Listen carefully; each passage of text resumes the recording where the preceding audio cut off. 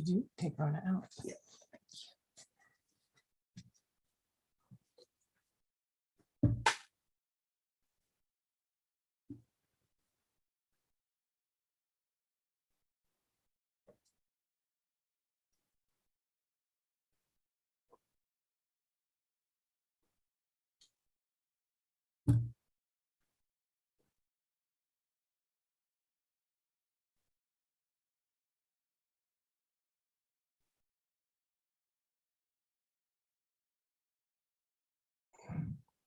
All right, it's 3 minutes past 10. We're supposed to start by 10, but please let's give an extra 2 minutes to see if we can get more people joining so that we have a bigger crowd, because this topic I feel is something that a lot of people need to hear.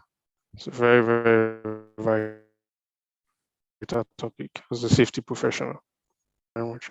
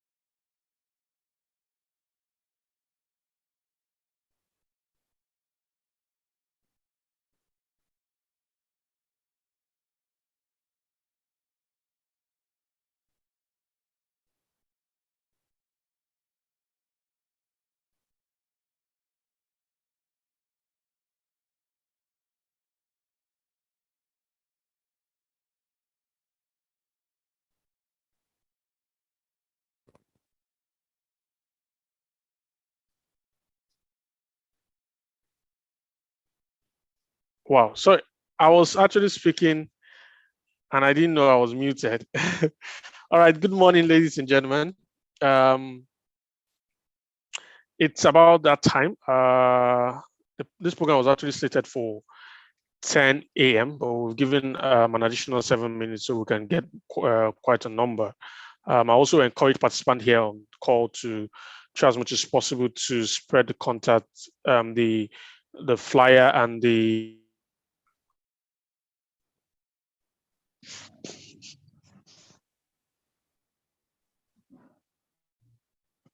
link to your contacts on your phone so they can also join to hear this and learn from our resource person today. We have programmed it on our agenda from our president. before it comes to give the opening remark, I just want to remind you that this is our second webinar of this calendar year, the 2021-2022 ASSPN's Nigeria chapter ESCO calendar year. Is our second webinar. If you can remember, our first webinar, we had it with Thomas Kramer, which was quite interesting. And I believe this one too will be very, very insightful and very, very interesting. Madam Regina is actually a friend of the house, so she's a known face, and I believe that she will really do justice to this wonderful topic. So at this point in time, I'll just invite the president, Mr. Shehu, Engineer Shehu, to give us the opening remark. Engineer Shehu, over to you, sir.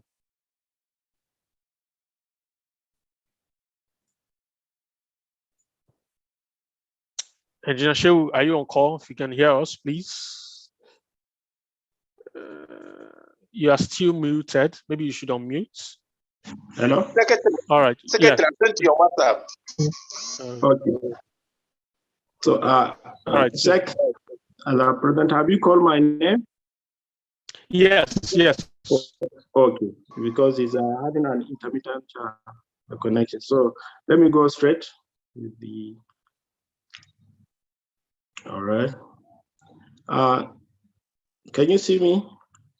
Yes. Okay. Okay. Good morning. Okay. Okay.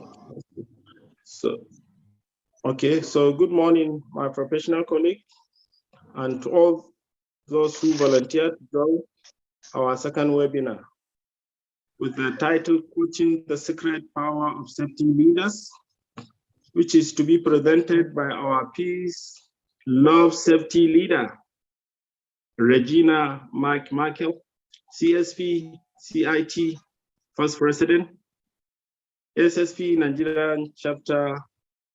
I appreciate your benevolence.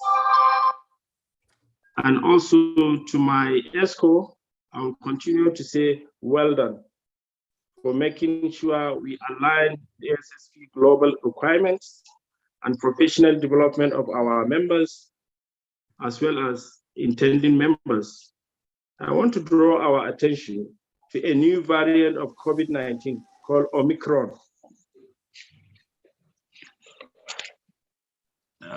Let us continue to adhere to all the safety protocols in order to safeguard our life and that of our loved ones. Thank you. Remain focused as we learn from a 3-decade professional and experienced safety leader, Regina Michael, CSP. I'm sure today that slogan called Ninja will be highly explained to all of us. Thank you. God bless. Thank you very much. Thank you. That was very thoughtful of you, our president. Thanks for that opening remark. We will not bore any of you because the main focus of today is the topic, and Regina, she's actually prepared to do justice to that. So I'm just going to give you a brief background of Regina, who is going to be speaking today. Regina is actually, as I said, she's actually a friend of the house. She's a known face, and so she holds a whole lot of accolades to herself. At the moment, Regina is actually the president of the Learning Factory International. She's an author and also a known safety trainer.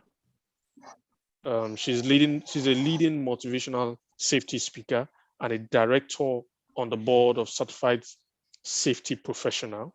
Regina has actually helped companies to grow their safety passion and leadership capability for over 31 years. Wow. She's a mentor and also a coach. Coaches a whole lot of people, influencing their capability to achieve their safety goal and also develop themselves in delivering and implementing training program for every type of organization.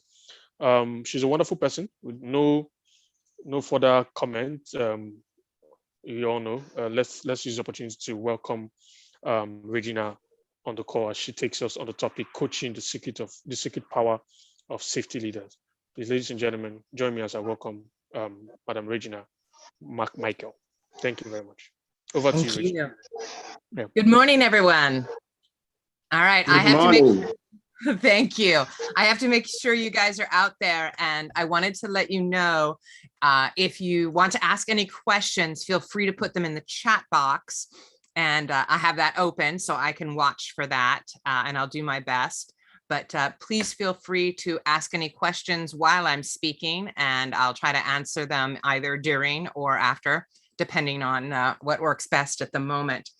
But today I wanted to introduce you to a topic that's become very important to me and something I've spent quite a bit of time on with my clients, because we've been noticing an opportunity in the safety profession. So I'm quite sure that, like you and what you're experiencing now with the new wave of coronavirus, we're all very busy. And, you know, there's so many events going on. There's so much work to be done. What if I could give you a solution? What if I could give you a tool that would make your job easier? What if I could give you a tool that would help you do your job better, not just today, but into the future? Would that be of interest to you? Because most of the safety professionals I've worked with all around the world have indicated to me that they have more work than they have time. And so if that's the case with you, or if you just want to figure out how to work a little bit easier, then hopefully today will be of value to you. So, and the way that I can help you today is by teaching you about the concept of professional coaching. Now, professional coaching is different than what a lot of people think in the safety community. Coaching specifically has been misused and is often used as a point of punishment or of strong management oversight, as opposed to what it really should be, which is about building up our staff, building up our teammates so they can become better at their jobs. So coaching is not about sports. It is not, when we talk about coaching in the business world, coaching in the professional world, it is not about like how a coach works with a sporting team. That is not the same thing. That is a very different application. I don't know specifically how it works in your country, but in most of the countries I've visited, coaches for sports don't tend to coach in the term of the business community. They tend to tell you what to do. And coaching is not about telling someone else what to do. So coaching is not getting angry with someone and telling them they're making a mistake, kind of like that one picture there. Coaching is not about leading a group. I'm not coaching you right now. I'm teaching you. I might be mentoring you, but I'm not coaching you at this very moment. So coaching is a very specific behavior in the safety industry, or excuse me, in the management industry overall. Coaching is about listening. So for you as participants today, your job as a coach is to listen, not to speak. And for safety people, that can be very difficult for us because we like to solve problems. That's what we do. We help people, we fix things. But coaching is about listening. And so we're going to break it down and explain it into greater detail. And so what this is going to mean is that if you are accustomed to telling people what to do, telling people how to solve their problems, telling people what's safe and what's not safe, those are all important things. And it's not that you should stop doing that. It's that there comes a time in your career, in your profession, in the maturity of your work and your company's growth that you need to back off and let others make decisions, because what it will do is create an easier world for you, always advisable, but it also grows the skills of others around you. And that's what ultimately what the goal is. If we can build a safety department, a safety entity within companies and within organizations, if we can build that so that people are self-sufficient and they're interdependent, meaning they can do what they need to do and they don't need approval or assistance every single time they need to make a decision.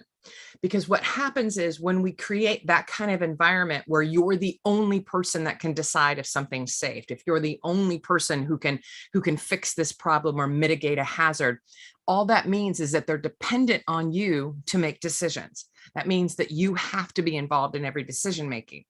And if you have the team, if you have the people on staff, if you have people you work with who have the capabilities to grow in knowledge and skills, then we should teach them to be able to behave on their own. Now, that assumes they know what they're doing.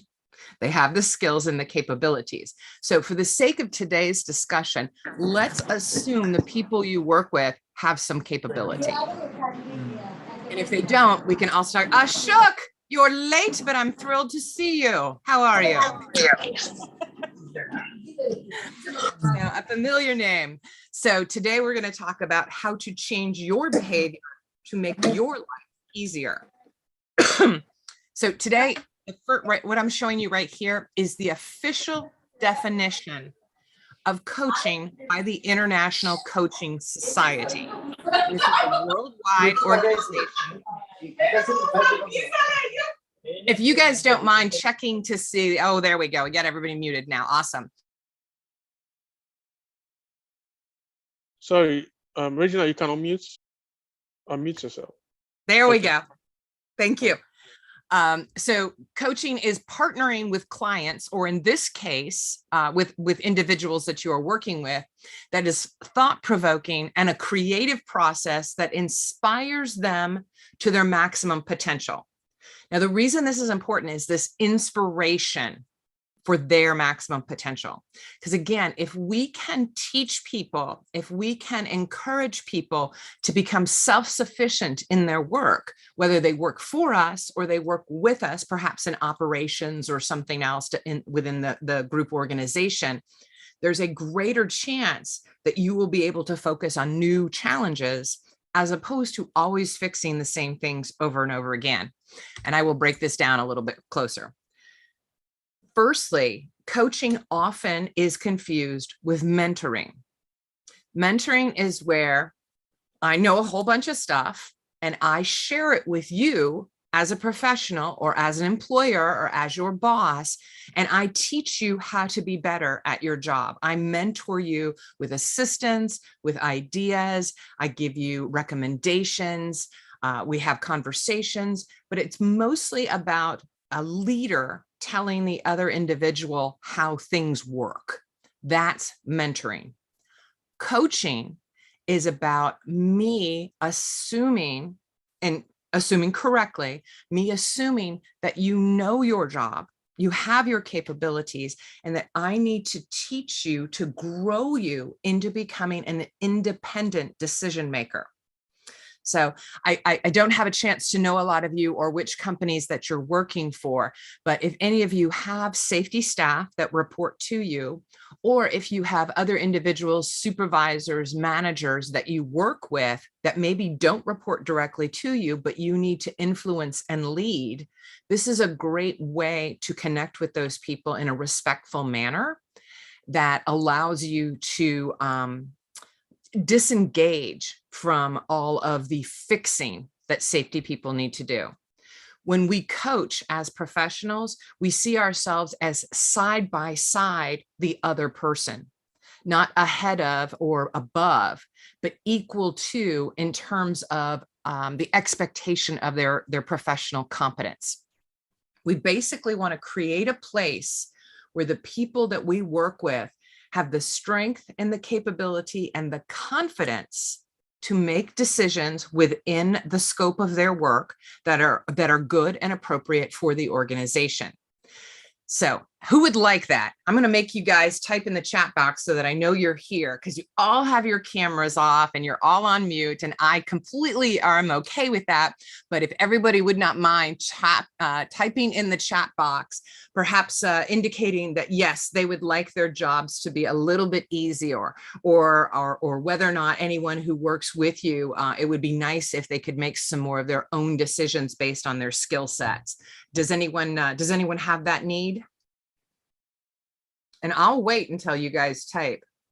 I got up early in the morning. I'm not doing anything. All right, thank you. I really want my job easier to focus on new things. Thank you, sir. And we have a yes, you would like that as well. Excellent. Who else? That's only 2 out of 25. Come on. Thank you, Festus. See, it's easy. All you have to do is type yes. You don't have to give me your whole life story. So yes, would like their jobs easier. All right. So thank you very much for playing along. There we go. Now we got people typing in. You probably weren't expecting me to ask you to type in, but yes, one of the things I do is I encourage participation, because even though we're halfway around the world for each other, the more that we interact on a personal level through communication and through interaction, the better the chance is that you'll be able to learn this and see value in the content. So, all right, we are going to keep on going. And so the number one lesson that safety people need to learn in order to be better coaches is to stop fixing things for people. I'm going to let that sink in for a minute. Stop fixing everything for everyone. Now that's asking a lot, but it's not that I'm asking you to abandon them or ask you to not help them. What I want you to get to is a place where they can make their own choices because they have the skills, the competency, the authority to do those things. Now, so coaching is not for everyone, because obviously some people you work with are not in charge and it would not be appropriate for them to make their own decisions. But if you have those individuals that you work with, perhaps people that report to you, perhaps people in other departments, you want to create an environment where they have the competence and the skills to make their own choices through discussions with you, but not because you told them what to do, because, and this is key, because they figured out how to do it the right way on their own. That's the key distinction. They have to figure it out on their own, not dissimilar to how we raise children. And not to say that safety professionals are like children, but just to draw a parallel. When our children are much younger, we are like, don't touch the hot stove, don't run out into the street when there's cars coming. We direct them on their safe behavior. But as they get older and they have life experiences and they start to experience different things, then we say things like, what do you think about the safety of that road? And then they would come up with the answer, I shouldn't walk in it without looking carefully. That's where we want to be. We want to get the people around us to look at the situations and make good safety decisions because of their experience and because you have encouraged them and inspired them to make the decisions themselves. So hopefully this is making some sense. And again, feel free to type into the chat box if I need to clarify anything, or whatever is best for your system. So we're gonna stop doing it. Now, what is the first step in starting a coaching conversation? Well, the first step is quite simply a greeting. Hey, what's up? What are you thinking about? What's going on? Are you good?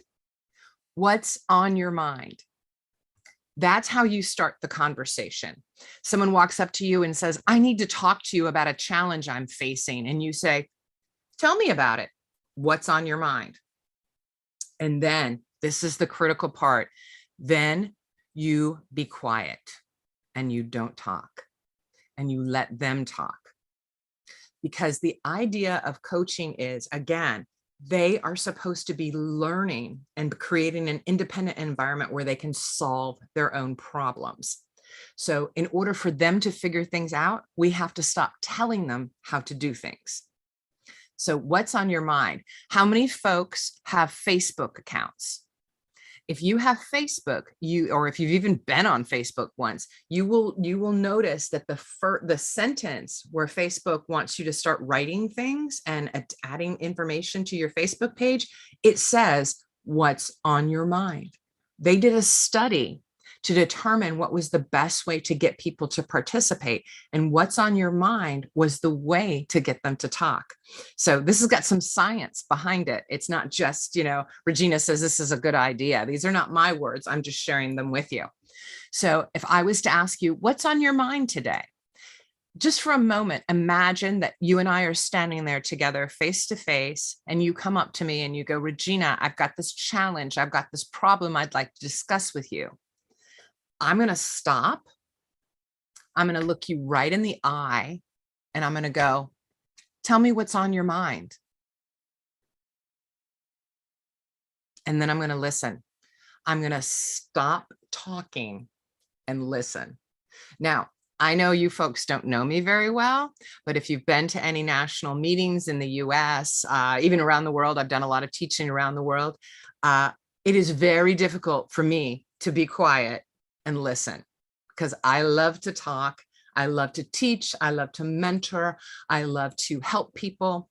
But the best thing I can do sometimes to help people is to not tell them what to do. And it's hard. So here's my thought. If I can be quiet, if I can stop telling people how to fix things. And oh, by the way, I'm also the last of 6 children. So we're all fixers in my family. If I can stop, then anyone else can do this. Ashok can tell you how I love to communicate. I love to talk. I love to teach. And if I can be quiet and listen, then anyone can do it. So here's a question that came in. I'm going to go ahead and answer it because I appreciate it. Would you consider coaching to be a step after teaching and mentoring? Just thinking how we do the stop fixing when the system or the person isn't competent yet. The answer to that is yes, it comes after teaching and after mentoring. And when you believe the person has the skill set to solve problems safely. That's a key component. It's not about putting the person out there so that they can't solve problems or that they make mistakes. The goal of coaching is not to make mistakes and learn from them. It's to let the person work through the thought process of solving problems. And then when they're speaking to you about it and they get it wrong, you can redirect them. But if they're getting it right, you stay silent. So if they're on the right track, you let them do that. Now, if they don't have the skills yet, let's say they're new to their career or new to the company, then you would coach them with smaller, less important things first to help build the skill. And then you would move on to bigger issues. Now, if you work in an organization that's very hierarchical, meaning the only people who get to make decisions are certain people with certain titles, yes, that is harder to teach coaching, and it's harder to promote coaching in those environments because you have that very strict structure of only this person can make a decision or that person can make a decision. But if you work for an organization that isn't that structured, that's an option. And even if you do work for a structured organization, you can still help your people grow, even if they're not officially making the decision. Hopefully that answers the question, or at least if I keep on going, it will provide more. So first to know about being a good coach is how to listen. Now, everybody thinks they're good listeners. I used to think I was a good listener. I found out I was not so good at it. There's 3 kinds of listening in the coaching world. The first one is called internal listening. And internal listening is where you're talking and I'm listening to you. And now here's the key point. And as you talk, I start to formulate the answer in my brain. I have already decided what I'm going to tell you before you even stop talking. That's your basic conversation. You talk, someone else talks, back and forth. That's internal listening, and that's not what we want to do when we coach. Then we have focused listening, where someone is speaking to you and they're like, yeah, I'm listening, and maybe you don't formulate the answer before they finish talking, but you're still ready to solve their problems for them. Focused listening is a basic skill that we want everyone to have. But for coaching to be effective, I need you to go to the next level, which is called global listening. And in this concept, I put everything out of my mind as you speak. I listen to nothing but your words. I don't try to fix your problem. I don't try to second guess what you're going to tell me. I strictly listen to what you have to say.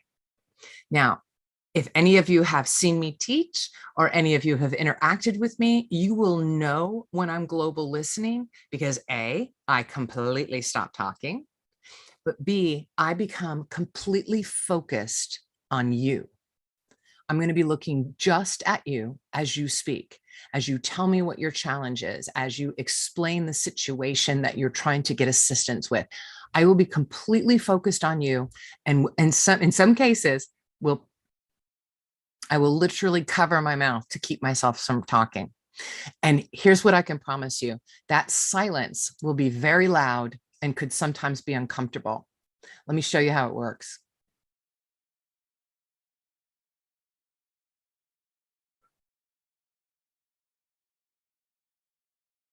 That was only 5 seconds of silence, but it sounds and feels like a really long time when the other person isn't talking, particularly if you expect the other person to be talking.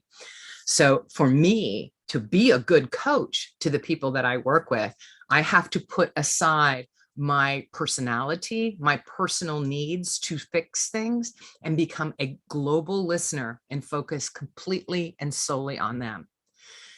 Here's the thought to consider. Has there ever been a situation where you are talking to someone, you have a challenge, and you start to explain your problem or your challenge, and before you even finish explaining it to them, they interrupt you and start to tell you the solution? Has anyone ever experienced that? And how difficult is it for you when you know what you wanted to say to them and you can't even get it out? And then in some cases, they start telling you what to do and it's what you were going to say anyway. Or worse yet, they start telling you what to do and they don't have a full understanding of what you're trying to say because they weren't listening to you fully. They expected you to have this issue or that issue. So they just assume things and start to move forward. That can be very frustrating as a professional in the industry. And it's critical that if you were trying to help the people around you grow and become better safety professionals, better people, we have to stop assuming what they're going to say. We have to stop assuming how they're going to say it. And we need to just listen. And it's very difficult at first. I promise you, it's very difficult. But imagine if you walked up to someone and you said, I have a problem. And they said, oh, I know how to fix it. And you were like, I haven't even had a chance to tell you what the problem is. So we need to stop talking and start listening so that we can teach others how to fix their own problems. So after you shush and you stop talking, then the next thing you do is you listen again. And if someone says, all right, well, I've got this challenge and I want to talk to you about it. Let's say someone comes up and says, well, we'll use Tom Kramer's example. Someone says, I have a fall hazard and I'm not sure how to fix it. Boy, that's something that would immediately get us to start fixing the problem, right? But instead you go, okay, tell me about it. And we put all other things out of our mind and we just listen to that individual. And then here's what's critical. We use the next key phrase, and this is so important. When they finish talking, it doesn't matter what they said, listening carefully, the only thing you say at that point, this is very important, you say, and what else? And then you stop, and then you listen again. And I promise, they might get a little confused for a second. They'll be like, what do you mean, what else? I just told you. But if you go, and what else? They will have more to say. And here's what's very interesting is what they tell you on the second round might be a little bit different than the first one. I have found that when I'm coaching with people, they'll start to focus on one particular thing and say, this is my problem. But then when I go, and what else? Then they start to bring in other elements. And you're like, you didn't say that the first time. And so you're keeping quiet. And, so maybe they start saying some interesting things. And so maybe you decide, I think there's more here. So guess what you say now? You say, and what else? You say it again. And then you hear even more things. And you might start to hear things that they might start to say things they didn't even know was in their head. So let me give you some examples of how these things work. So I was on a flight with a client colleague of mine, and it was an overnight flight, and we were heading to Iceland for a business meeting. And my colleague, who had not seen my presentation, and we knew each other, but not very, very well. And he said, I want some coaching on the flight. I want you to spend some time coaching me. I've got a challenge I need to work with. And I said, oh, I'd be happy to do that. So we sit down in our seats, and I said, so what's on your mind? And he tells me what's on his mind. And then I say, and what else? And he goes, well, I mean, that's it, and then he tells me more. And then I said, is there more? And he's like, well, and then he tells me some more things. And in the process of speaking about things, he got deeper and deeper into the issue and realized that what he thought was his problem, through him talking and me being silent, that he realized that with him talking, he had surfaced and brought up other elements of the challenge that he wasn't considering for the solution. And so I kept remaining quiet. And then after he got all of it out of the way, then I would be like, so what is the real problem here? What do you really want to fix in this situation? And what he ended up saying that he needed to do wasn't the same thing he started off with. He was actually identifying other issues. He thought he knew the answer, and he just wanted me to tell him he was right. And because I remained silent and I didn't tell him that he was right, he was able to figure out what his real solution was. Now, this was a competent, capable professional, and he'll tell you the story just like I will, because he loves to laugh about it. He was like, my mind was blown. I wanted you to just tell me what to do. And I said, no, I'm not going to tell you what to do. You're a capable, good leader who have wonderful staff. You need to figure this out on your own. I should help you get there, but I shouldn't tell you what to do, because there's no way I can know what you know, because it's his problem. It's his challenge. It's his workplace. I'm just an outsider that can provide guidance. So the coach acts as someone who walks side by side you and helps you get to your answers, not someone who tells you what to do. So it was very amusing. And he will tell you that he got very irritated with me, because he's like, so what am I supposed to do here? And I'm like, what do you think you should do here? And he goes, why don't you tell me what to do? And I said, because I'm not going to. And he laughs about it. He's like, this is completely unfair. I want you to fix my problem. I said, no, you're a capable person. I'm not going to fix this for you. You're going to come down to it. So we ended up determining that there was really a whole nother issue, not what he initially thought. And he figured out how he was going to fix the problem. And all because I stopped talking and I stopped thinking about what I could do, and instead focused on what was best for him and his team in this situation. And he did actually go and implement the change, and it did work very, very well. But it was very different than what he originally thought, because he just was immediately kind of following historical recommendations of you should do this or you should do this. And the person he was working with on this particular topic, I also knew that individual. So it was particularly hard for me to be quiet, because I'm like, I know you and I know her. And instead, I just shushed my mouth and I said, and what else? And what else? And he got a little irritated with me, but it worked. Now, you might be asking yourself, well, Regina, he's a very experienced, competent professional. you know, of course, it was easy to do with him. He knows what he's doing. So this is my son. My son is 20 years old. So he is not a competent professional. He is a 20-year-old male going to college. And so he has lots of opportunities to improve his decision-making. And what becomes interesting is he called me one day and he goes, I got a problem. And I said, okay, I'm listening. And he proceeded to tell me what his challenge was. And I said, all right, what else? And he's like, well, you know, this and this and this. And I said, and what else? And he said, this and this. And I said, so what's the real problem? So in this particular case, he had a problem with the car he was driving, and he had hit an animal. He'd hit he thought a raccoon. I say the damage was more than a raccoon. But I said, what's the real issue? And he goes, I don't have the money to fix it. And I said, all right, so what are you going to do about it? And he worked through the process of, instead of asking me for money or asking his father for money or working extra overtime or whatever, which he didn't have time for, he figured out how to solve his problem completely alone. And it was wonderful because when it was over, he went on his way and he solved his problem. And a couple of weeks later, I was talking to him and he was asking me, hey, how's it going at work? What projects are you working on right now? And so I told him about the coaching project, and he goes, wait a minute, you used that on me? And I said, yes, I did. And he goes, that's not fair. And I said, but you solved your own problem. That's a good thing. I don't need to do that for you. You can do it yourself.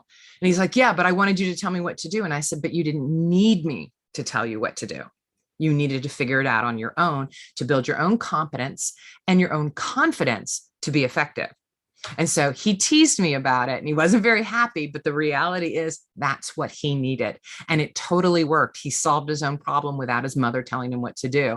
And that's something that we should all be working towards for all of our teams and our staff. So coaching in a nutshell, it's questioning, and then it's feedback without you telling them what to do. It's clarifying the issues for your own knowledge and for the other person. And then it's creating space so that they can fix their own problems, creating space so they can solve their own challenges. This is a beautiful thing, because when you start to teach the people around you to solve their own problems, you will be able to focus on your work. You will be able to work on things that you need to fix for yourself, for your job, and not always handle the situations for everyone else. Because the more dependency we create for our team and for the people we work with, the more they're not going to be able to solve their own problems. And we want people to be able to solve their own problems when it's within the scope of their capabilities. So coaching allows a spark, a growth opportunity. It's about supporting individuals to make good choices instead of just teaching and mentoring them. And it's about inspiration. I believe that you can solve this problem, so I'm not going to solve it for you.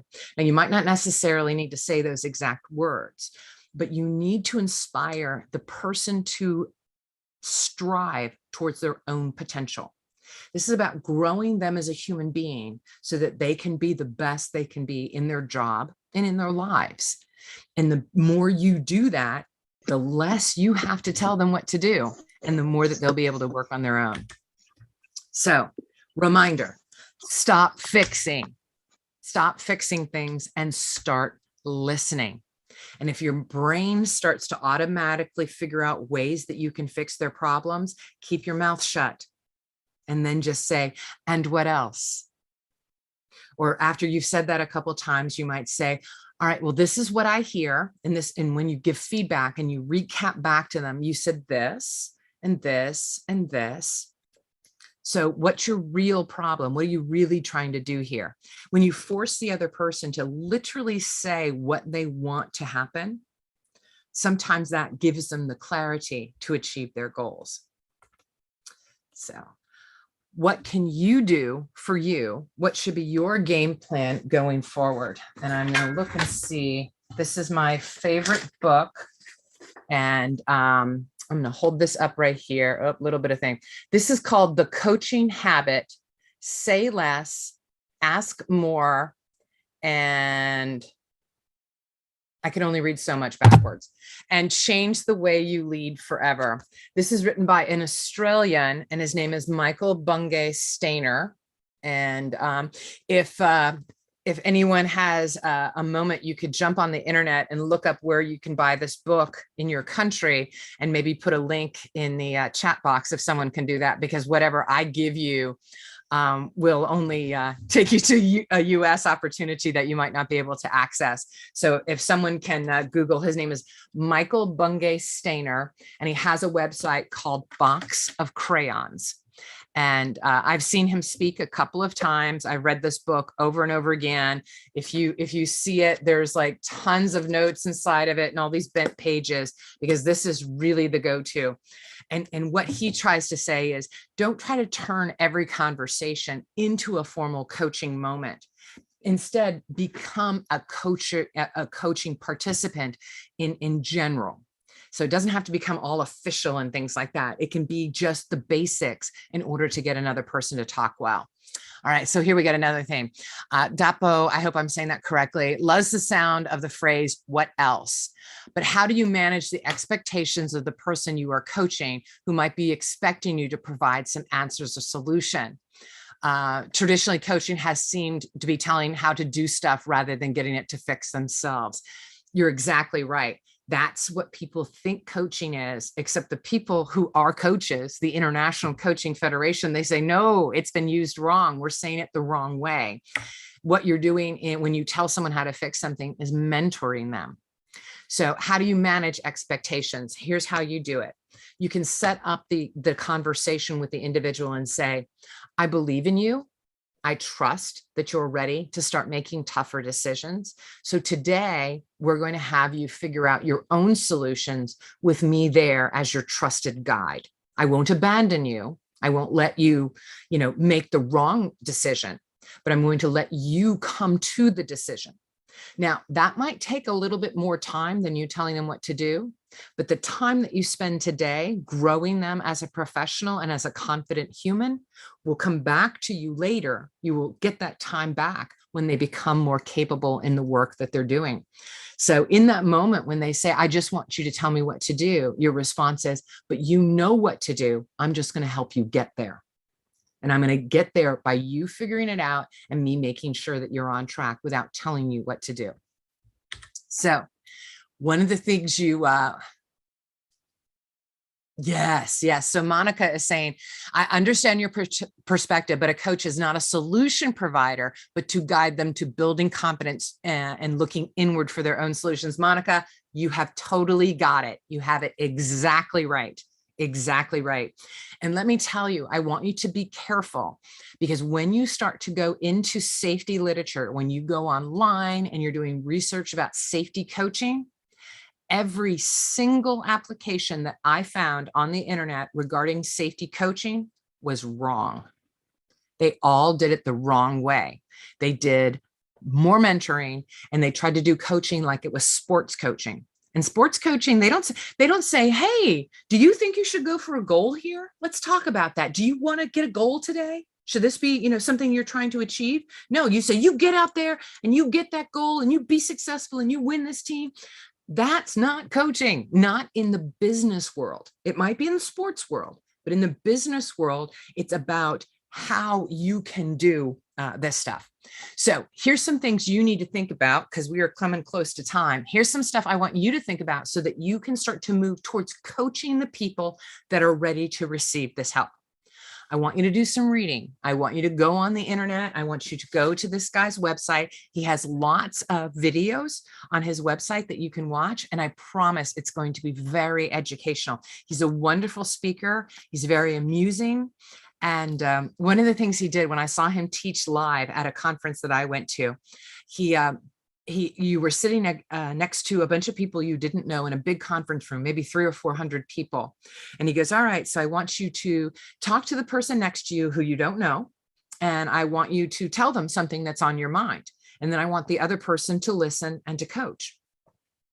And so, it came to me, and I have this person next to me I don't know, and I said, oh, I'm struggling with this. And let's say I gave him an example. Let's use something simple. I'm really struggling about buying a new car. I don't know what I want to get, and I don't know what I want to do. And so I'll just use a real simple example like that. So they did all the listening, and then they asked, and then what else? And then what else? And they went through the process.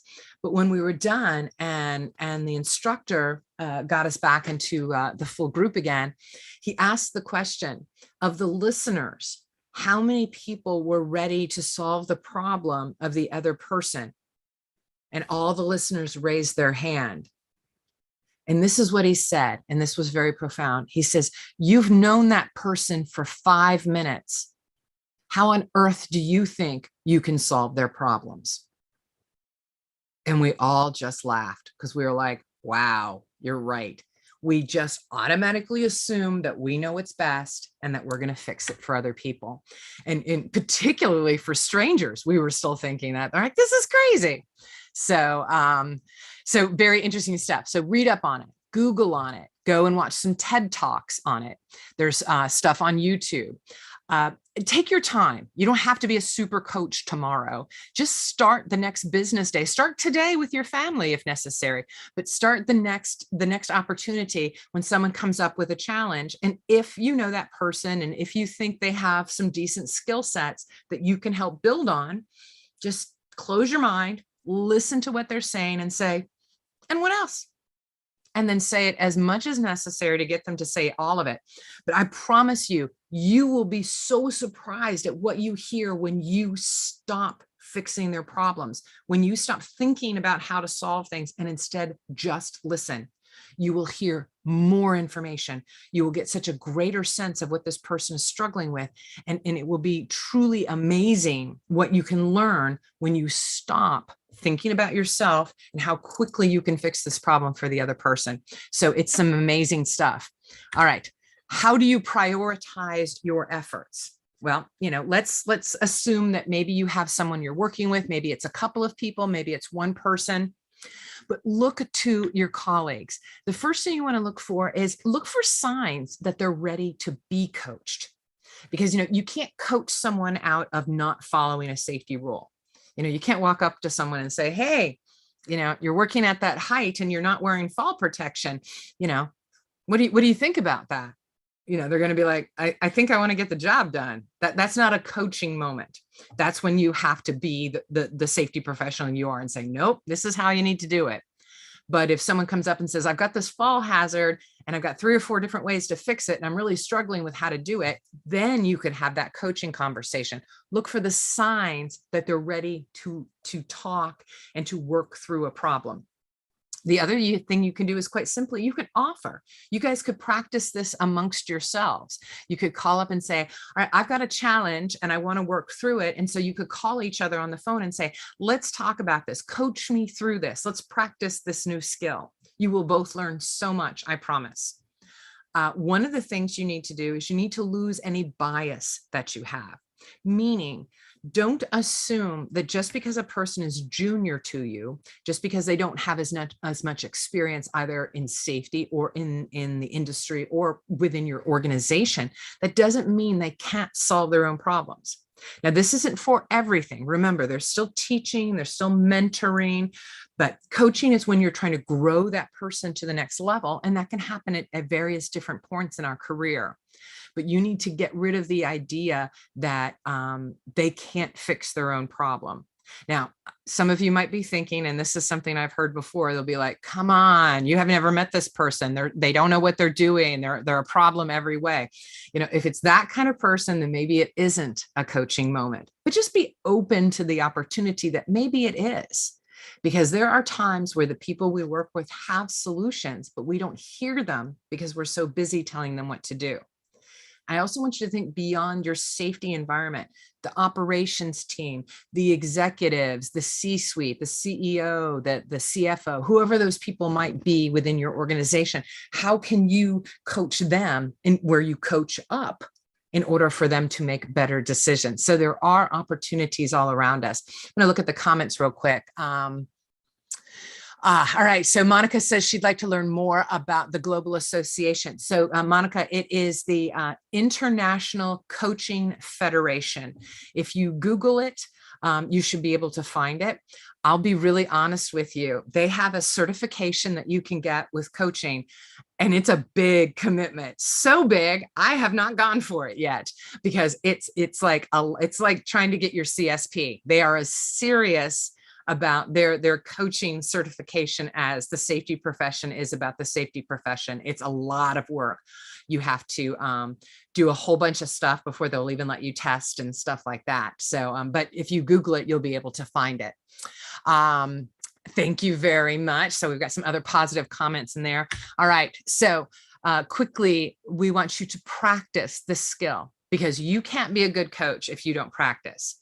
So I want you to think more. I want you to ask questions, not give answers. I want you to listen globally. I want you to push things out of your brain, all of your fixing that's already in your head, all the stuff that you've been taught about, go out there and solve problems. I want you to stop, because the more you can get people to fix their own problems, the more time you will have to work on your work. Safety, the ultimate world of safety is that we have an interdependency where everyone knows all the moving parts and can solve their own problems with assistance. That's the place you want to get to. And that can't happen if we always tell people what to do.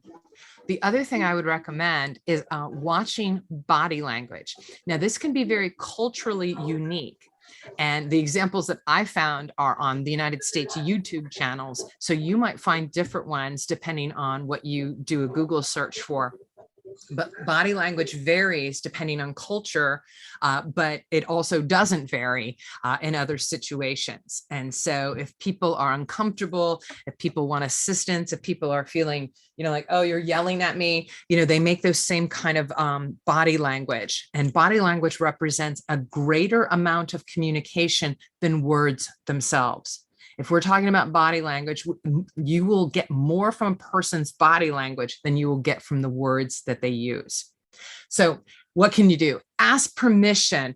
Please, please let them, ask them, hey, is this a moment where you'd like to figure this out on your own? And I could help you do that as opposed to telling you what to do. And they might go, no, I need to solve this in the next 5 seconds. I got a deadline. Okay, that's not a coaching moment. But if they go, yeah, I would actually really like to figure this out on my own, then you can be the coach where you work them through the process. What's awesome about coaching is you don't even have to know the answer to help them because they're supposed to figure it out on their own.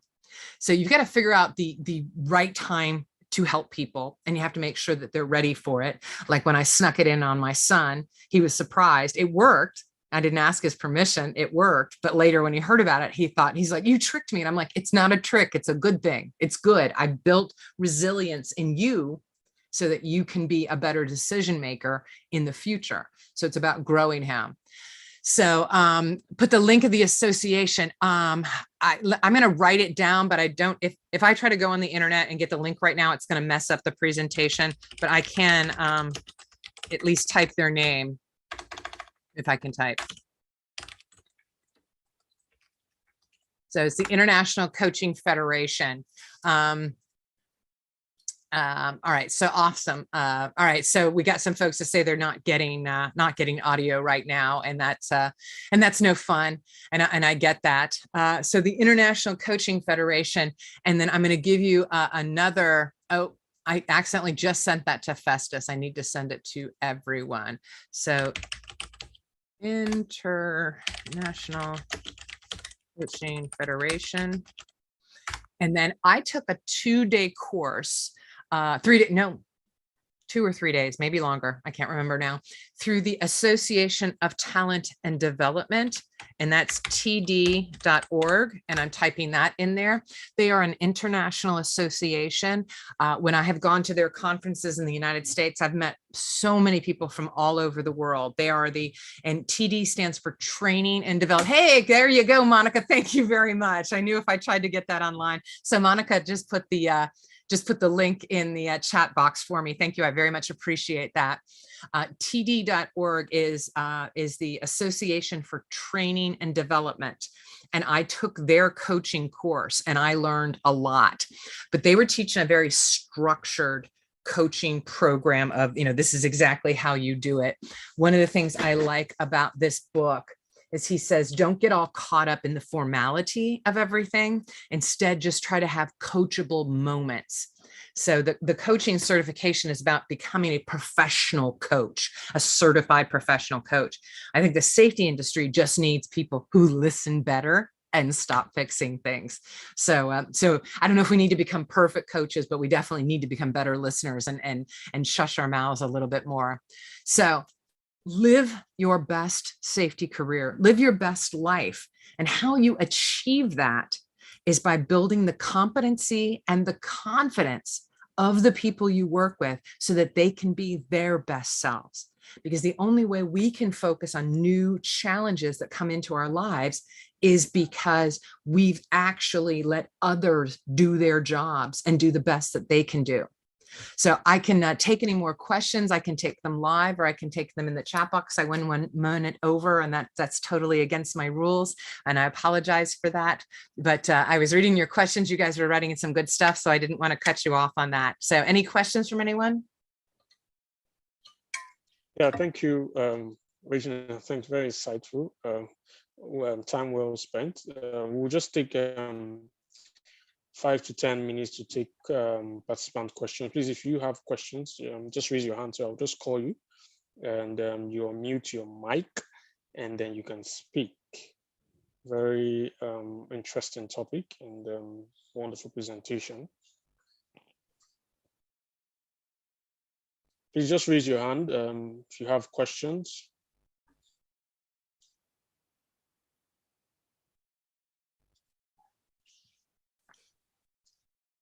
All right, hands, we're still waiting. We'll give 1 more minute. If we don't see any hands up, that means we assume that we are good. Okay, we have 1 hand up, Mr. Shehu. Okay, you can unmute. Mr. Shehu, please unmute your mic. All right. All right. Thank you, presenter. My question.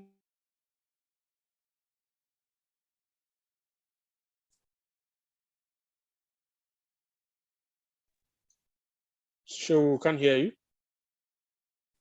Regina, you can't hear, right? I need to have more information with regard to the two. Thank you. Hello, can you hear me? Mr. Shehu, can you come again? Yes, we didn't get you. You lost track of point. Yeah. It is a wonderful and superb presentation by Regina. I said, kindly explain the difference between coaching and mentoring. I put it on the chat.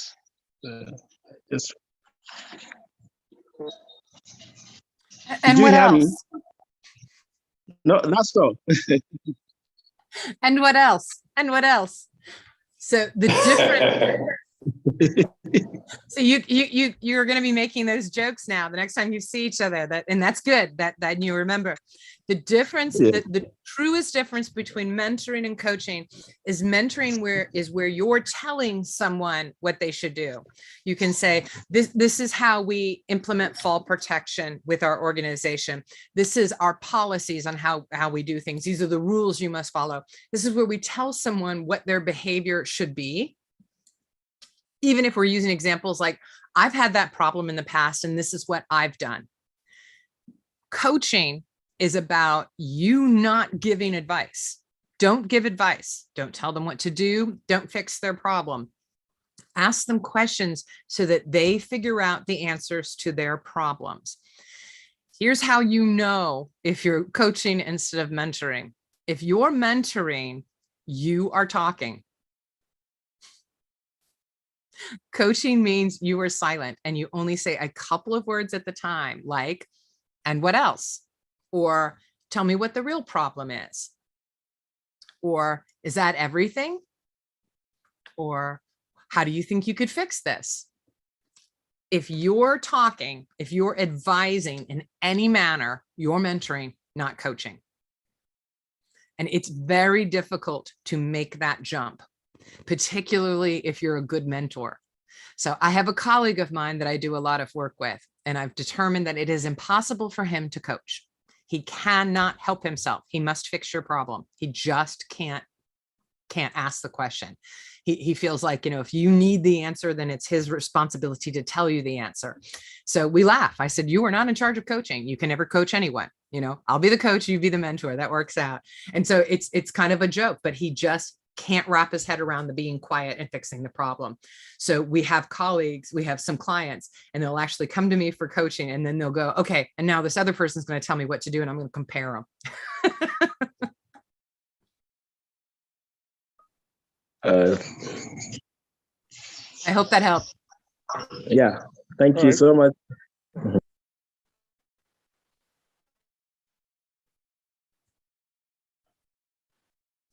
Okay, are there more hands? We can take one more hand. All right, there's a hand up. Okay, unmute. Mr. Shitu, unmute your mic and speak, please. Mr. Shitu, can you hear us? Yeah, okay. Go ahead. I think it's the network. I'm inside the screen. All right. I just want to clarify the issue of the mentoring and coaching. Is it necessarily a coach has to be in the same profession with the coachee? And the same question for mentor. For mentors, do they have to be in the same line of profession with the mentee? Or coaches can be from any profession, but just have the traits of the coaches, which is what she has explained in the lecture. Thank you. That's a wonderful question. And the answer is no. No, a good coach, even a mentor, doesn't matter if it's the mentor or the coach. It's about helping people get to the better place of their profession. So they can be outside of your profession, because asking questions like, and what else? That doesn't need a safety professional to help. That this will work again.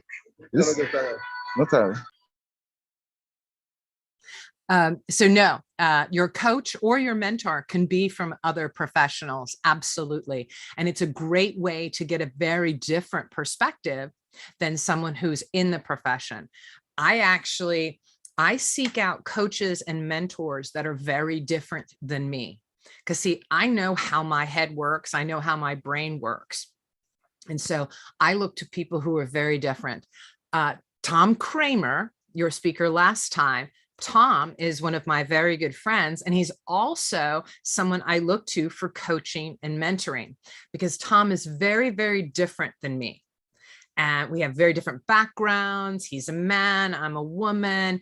He's an engineer, I am not. And so he is a wonderful coach for me because he is very different, and he provides a very different perspective that I need to consider.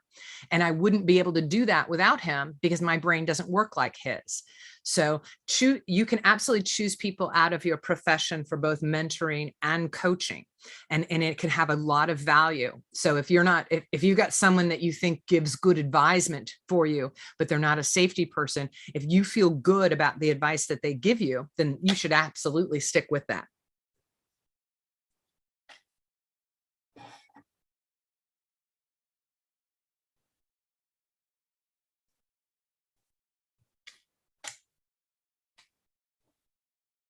Okay, all right. With that, we'll just take the last hand. Mr. Festus, your hand is up. We'll just take this and then we go over to the next item on the agenda. Mr. Festus, please make it sharply. All right. Thank you very much. Regina, thank you so much for that very insightful presentation. I actually put my question on the chat box. Maybe it was an oversight anyway, but very quickly, I just want to ask, after the coach has done all that needs to have done, asking several what else and what have you, and if the coachee couldn't actually figure out what their problem is, at what point, what will a coach do at that material point in time? I just want to be curious about that. Thank you. That's a wonderful question. And yes, it can happen that you attempt to coach someone and it doesn't work. And so it's okay if that happens. So what will happen is you're having the conversation and you say, what else? And then they say some more stuff and you say, what else? And then maybe they have some more. And what will likely occur in an effective coaching moment is that other person will go, wait, I never thought of that before. Or, whoa, that's what I need to do. So they will likely identify the solution right there in the conversation. And then you're like, and then your job is to say, if it's on track, you know, if it's the right thing, if they're like, oh, I need to, you know, and they recommend something really, really off topic, then maybe you need to go, oh, maybe I should help you in this. And then you might have to switch to mentoring. But if they come up with a solution that seems appropriate and recommended, then your response is, well, you know, maybe that's a solution you could consider. And you say supportive and inspiring words to get them to then implement what they've come up with. So they go through all these things and go, wait, I thought my problem was this, but really my challenge is this. And you're like, well, okay, let's explore that. And they go, well, maybe I need to do this and this. And so you have to kind of let it flow. And if it works, great. And if it doesn't, the first time you try it, that's okay too. Because it's all an experience practice. If you hear the person saying some things that you know is the right answer, then one of the things you can do is try to get them to get there without you telling them. So like one of the tools you could use is you could say, well, I noticed that you brought up, you know, this topic or this, and, you know, you didn't bring that up initially. Do you want to explore that more? And then they'll go, well, I was thinking this. And so you can help guide them to the right answer without telling them it's the right answer. You know, you can say, let's talk about that some more, or let's break that down a little bit. And so, but once you think they've got it, once they're there, that's when you go, you did awesome. You figured this out on their own. You want to build their confidence for solving their own problem and say, all right, you've come up with a solution. Now go implement it and let me know how it worked for you. If they come up with a wrong solution, of course, assist them to get back on track. But if they come up with something that's a good choice, particularly for them, you want to give them lots of positive reinforcement that they did well, and then tell them to come back and let you know how it worked out. Thank you. Absolutely. Thank you, Regina, for that. Thank you. Absolutely. Well said. Thank you so much. This was really, really insightful. I was jotting a whole lot of things, quite knowledgeable, and thanks for those recommendations, those links that you shared with us that we can use to go back and you know, study and get connected to acquire the skill. Thank you once again very much. At this point in time, it's our custom in ASSP NT when we get speakers like you to come teach us on topics like this. We usually present what we call the certificate of recognition. And please, can you just stop sharing so I can share my, yes, I can share your certificate.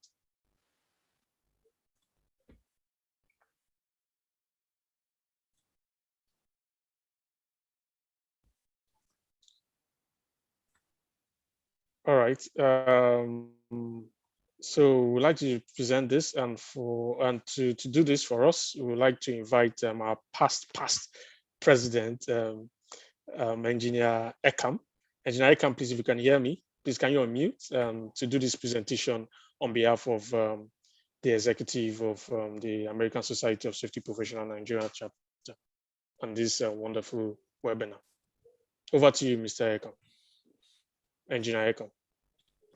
Good afternoon, all. Good afternoon. Yeah, it's a pleasure being able to join today and being called up to do the honor of making this presentation.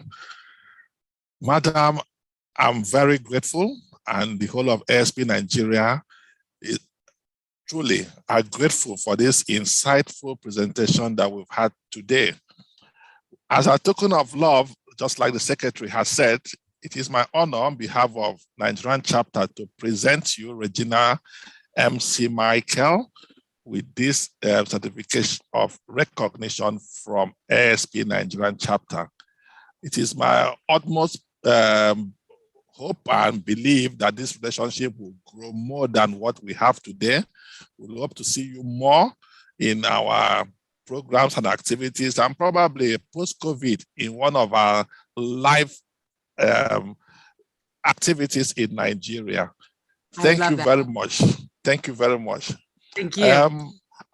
There was a question that came up in the chat that I use this opportunity to ask, that it's been asked if you'll be able to share either a bridge or a full of your presentation to the house. Yes, I can share that for sure. I will email that to you just as soon as I'm done here. Thank you, ma'am. Thank you. Secretary, thank you. Over to you. Thank you so much. Thank you very much. Thank you all for coming. Thank you. And also to add, this webinar is actually live on YouTube. We share the link on the chat box, so we can also go on YouTube and also listen whenever we want to listen. So, all right. So once again, thank you, Mrs. Secretary, Regina. before you cut out, really can you take a group? Can we have a picture with her before you? Yes, before we will you do that. But before, okay. So let's have a picture. Thank you for that. Let's have a picture, please. Everybody, can you just unmute your video so we can take a picture? Please, it won't take time. Just unmute your video. Let's see your beautiful and handsome faces. Thank you. You can see so many handsome and beautiful faces. Some of you are even at work and you have to create time so that we can see you. All right. Let's have a picture. Thank you for that. Let's have a picture. Okay. Can you just unmute your video so we can take a picture? Please. Okay. All right, that's nice. So well done. Thank you very much. Thank you so much. I've done that. So at this point in time, I would like to employ Dr. Okandu, the president-elect, to help us give the closing remark. Dr. Okandu, can you hear us? Please, if you can hear us, thank over to you for the closing remark. Thank you.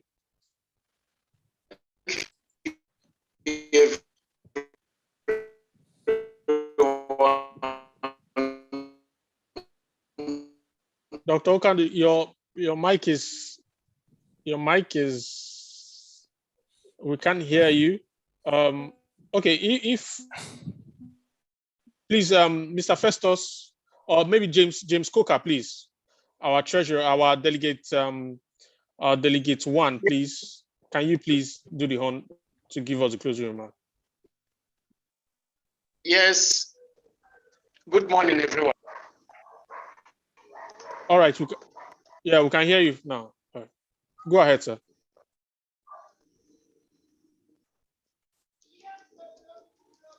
All right, I think Doc is struggling with his network. Mr. James, are you on call?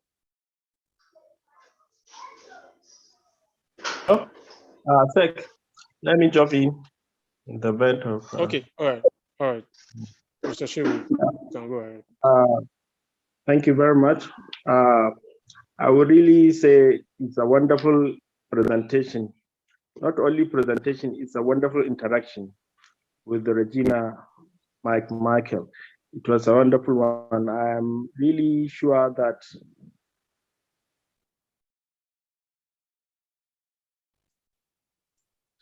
every one of us will attend execution. I appreciate each and everyone that has made it here, and we look toward impacting knowledge day in, day out, as far as the SSP is concerned, Nigerian chapter. We look toward, I want to appreciate even, in fact, the Tom Kramer, who stood by this, making sure that Regina Michael has come here to make her own presentation. It was a wonderful one. I remember when he was saying it, that he has so many resourceful people that once he invite her and ask her to join us, we'll be happy. And today, we came to the time that we were so happy and very opportune to interact with her. We appreciate you. And we look towards, like my past president said, looking to have more interaction with you, more presentation toward next year and any other time. And we look toward inviting you to come to Nigerian Professional Development Conference coming up in March next year, where we hope you will be able to attend. Thank you and God bless you. And I want to remind us that the registration for our Professional Development Conference is still ongoing.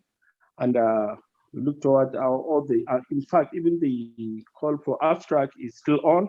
And we need all of those who want to present to ensure that they have submit their abstract before the closing date, which is 15. It was extended to 15. And now, 15 is approaching, 15th of December. I wish each and every one of us a successful and transition into a peaceful and remorseful new year by God willing. Let's stay safe and keep to all the protocols. Thank you and God bless. We appreciate each and everyone, particularly my executives. They are so wonderful. The media, the chairman, the secretariat, each and everyone, and also to all our active members and also the intended members. You are so wonderful. We love you all. God help us and have a very successful weekend. Thank you. Thank you, Thank you, President, sir. for that. Thank you. Have a wonderful weekend. Thank you, everybody. Have a wonderful weekend. Thank you all. Yeah, thank you, Victor. Thank you. Thank you too. Have a wonderful weekend. Nice presentation. I appreciate it. Thank you. I appreciate it. Yeah, thank you, everyone. Well done for the good meeting. Thank you, everyone. God bless all.